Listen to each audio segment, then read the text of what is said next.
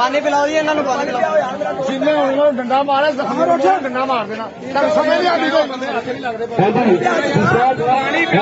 पानी पिया उन्होंने भी पानी पिया।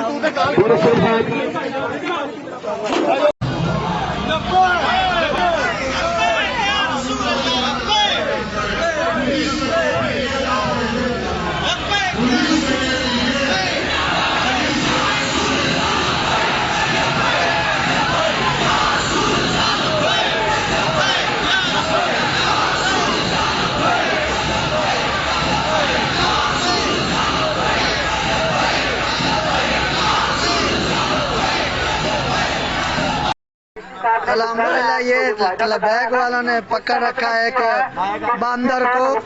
SHO ये जो दिन गालियां निकालता था, कहते थे कि लबैक वाले कैसे के तैसे। रात को शदीद शैलिंग के दौरान ये कारकुनों ने इसको पकड़ा है और अल्हम्दुलिल्लाह अब ये बैठा है बहुत सुकून से। इसे भी पता चला लबैक की कितनी पावर होती है।